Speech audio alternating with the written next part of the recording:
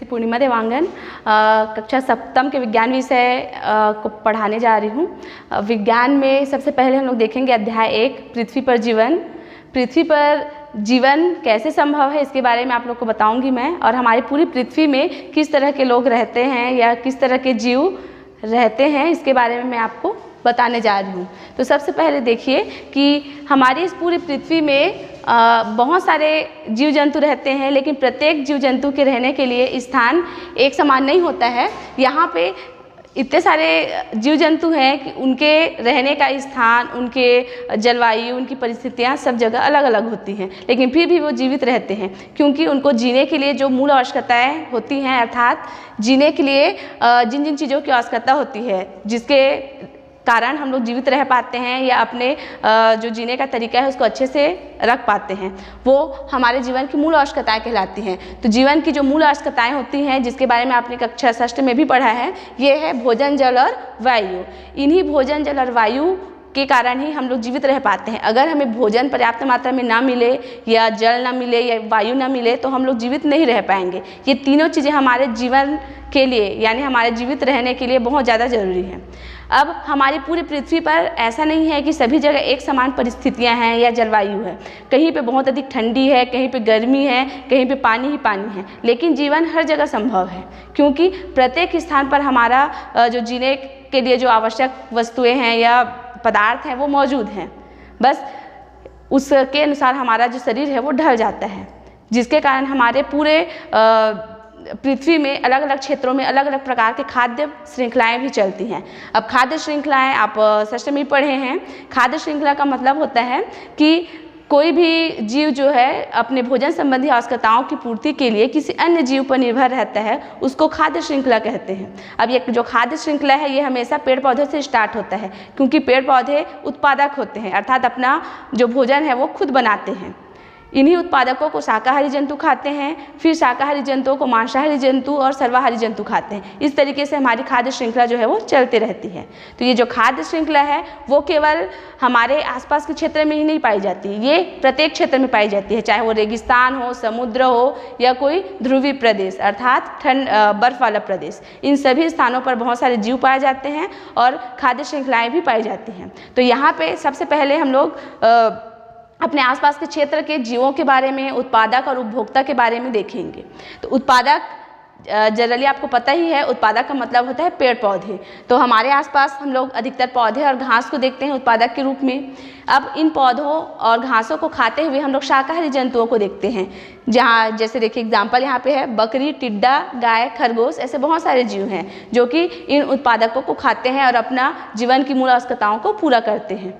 फिर इन शाकाहारी जंतुओं को मांसाहारी जंतु खाते हैं। मांसाहारी जंतु और सर्वाहारी जंतु ये भी हमारी प्रकृति में बहुत सारे उपलब्ध हैं और आप लोग भी बहुत सारे को देखते हो। यहाँ पे देखिए मेढक, बाज, शेर, सांप और बहुत सारे जो जीव हैं वो मांसाहारी हैं जो कि किसी अन्य जीव को खाते हैं। वो पेड़ पौधों को नहीं खाते हैं बल्कि इन शाकाहारी जीवों को खाते हैं। इस तरीके से जो हमारी खाद्य श्रृंखला है वो चलती है। यहाँ पे देखिए खाद्य श्रृंखला का निर्माण की हूँ मैं।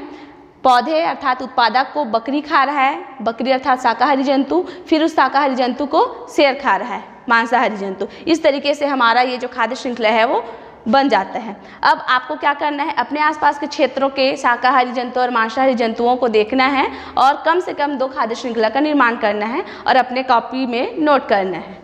ठीक है, अब इसके आगे देखते हैं। ये तो हमारे आसपास का क्षेत्र हो गया जिसको हम लोग हमेशा देखते हैं या हमारे आंखों के सामने रहता है। अब ऐसे स्थान के बारे में देखते हैं जिनके बारे में हम लोग पढ़े हैं, लेकिन कुछ लोग देखे होंगे, सभी लोग देखे नहीं हैं, और कुछ तो ऐसे हैं जो देख ही नहीं पा रहे हैं फिलहाल। तो वहाँ पे कौन कौन से जीव पाए जाते हैं या उनकी खाद्य श्रृंखलाएँ कैसी हैं, कौन से शाकाहारी जंतु हैं, कौन से मांसाहारी जंतु, इनके बारे में देखते हैं। तो रेगिस्तान अर्थात रेत वाला स्थान जहाँ पे बहुत अधिक गर्मी है क्योंकि रेत की वजह से वहाँ दिन का तापमान बहुत अधिक रहता है और रात को तापमान कम हो जाता है जब रेत ठंडा होता है तो। लेकिन फिर भी यहाँ पे ऐसा नहीं है कि गर्मी है तो यहाँ पे पेड़ पौधे नहीं उगेंगे, यहाँ पे भी पेड़ पौधे उगते हैं। बस वहाँ के पेड़ पौधों में और हमारे पेड़ पौधों में यही अंतर है कि हमारे पेड़ पौधों की संख्या अधिक है और उनका जो संरचना है वो अलग प्रकार से बना हुआ है।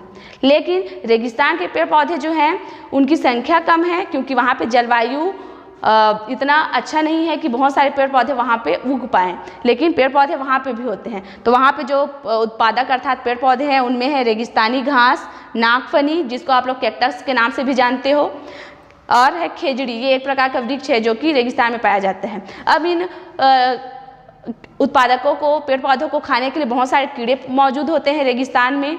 इन कीड़ों को रेगिस्तानी छिपकली खाती है, फिर रेगिस्तानी छिपकली को बाज और उल्लू खाते हैं, ये मांसाहारी जंतु हैं।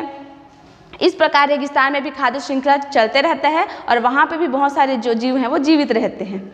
अब आप रेगिस्तान की खाद्य श्रृंखला भी बना सकते हैं, क्योंकि खाद्य श्रृंखला में उत्पादक और उपभोक्ता का होना आवश्यक है, जो कि रेगिस्तान में भी मौजूद है। अब रेगिस्तान में अत्यधिक गर्मी होती है। अब गर्मी के बाद हम लोग पानी की तरफ चलते हैं। पानी अर्थात तालाब, नदी या समुद्र, प्रत्येक स्थान पर पानी ही पानी है। अब ऐसा नहीं है कि केवल वहाँ पे पानी है तो जीव जंतु नहीं होंगे या वहाँ पे जीवों की संख्या कम होगी। समुद्र में जीवों की संख्या बहुत अधिक है, क्योंकि वहाँ पे पर्याप्त जल और वायु मौजूद होता है वहाँ के पानी में, तो बहुत सारे जीव वहाँ पे जीवित रहते हैं और अपना प्रगति करते हैं, आगे बढ़ते हैं। तो देखिए, समुद्र में जो मुख्य रूप से उत्पादक पाए जाते हैं वो है शैवाल। शैवाल जिसको आप लोग किसके नाम से जानते हो? काई के नाम से। काई पाया जाता है। इसके साथ साथ छोटे छोटे पौधे भी पाए जाते हैं, जैसे कि आपकी नदी या तालाब में भी पाया जाता है। इन पौधों को खाने के लिए वहाँ पे छोटे छोटे कीट और छोटे जीव, कीड़े भी होते हैं शाकाहारी, जो कि केवल पेड़ पौधों को ही खाते हैं।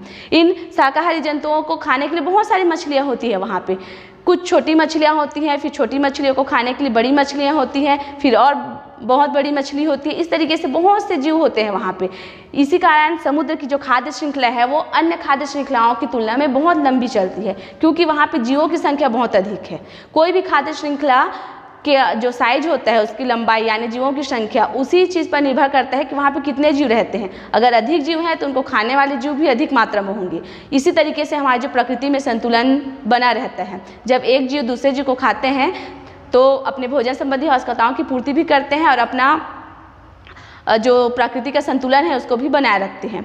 अब इसके बाद आपको क्या करना है, मैं आप लोग को एक एग्जाम्पल दे दी हूँ खाद्य श्रृंखला का अपने आसपास के क्षेत्र का। ऐसे ही आपको रेगिस्तान का और समुद्र का दो खाद्य श्रृंखला का निर्माण करना है और अपने कॉपी में नोट करना है।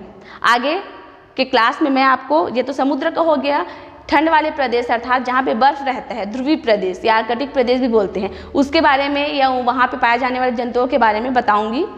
धन्यवाद।